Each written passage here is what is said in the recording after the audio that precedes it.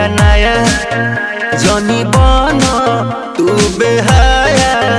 कर दया रो दिसाया